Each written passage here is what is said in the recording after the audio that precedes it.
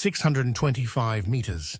That's the drop from this road surface to the river underneath it, about twice the height of the Eiffel Tower, and the largest gap between any bridge deck and the water below it anywhere on Earth.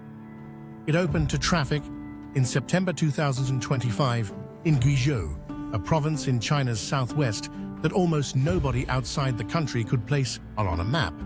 And it isn't an outlier there. Nearly half of the 100 highest bridges on Earth are in this one province. Guizhou is also one of the poorest places in China, with income per person closer to Armenia's than to Shanghai's. So why is the most extreme bridge engineering on the planet concentrated in a province that can least afford it? There are three answers, and all of them are true at once. The first is that Guizhou had no choice. The province sits on karst, limestone that water has been dissolving for millions of years into towers, sinkholes, and gorges. There's an old local phrase for it: a land with no 3 flat miles. That terrain does something specific to distance. 2 villages a few kilometers apart in a straight line could be a day apart on foot, because the straight line between them is a vertical drop. So Guizhou stopped following the ground. The province says it's built more than 30,000 highway bridges and over 9,000 kilometers of expressway, threading its road network across the tops of the canyons instead of down through them. At the Huajiang crossing, a trip that took over an hour now takes about a minute. But needing a bridge and affording one are different problems, which brings us to the second answer. These bridges are astonishingly cheap.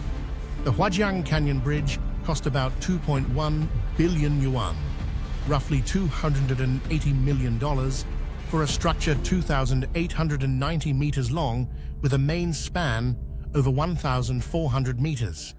It went from first construction to open road in 3 years and 8 months. That price isn't a subsidy trick, it's repetition. When you build 30,000 bridges, the towers and the cable spinning and the steel and the crews all become routine, and what's a once-in-a-generation mega-project somewhere else becomes ordinary procurement here. Which leaves the third answer, and it's the uncomfortable one. Somebody still had to pay. By 2023, Guizhou's official government debt had reached about 72% of the province's entire economic output, against a 60% ceiling Beijing itself had set.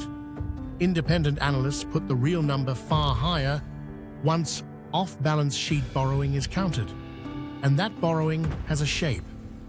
In the city of Zunyi, the largest local construction financing company had to ask its banks to stretch 15.6 billion yuan of loans, about $2.3 billion, out to uniform 20-year terms just to keep paying. And the building has slowed. After more than a decade of construction, analysts describe as debt-driven, the spree is visibly abating, and working the burden back down is expected to take years.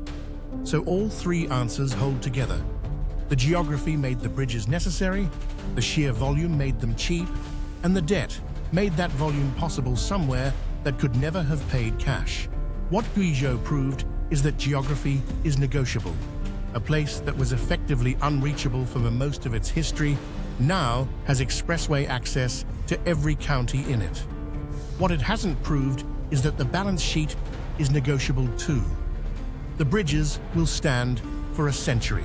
The loans come due a great deal sooner than that.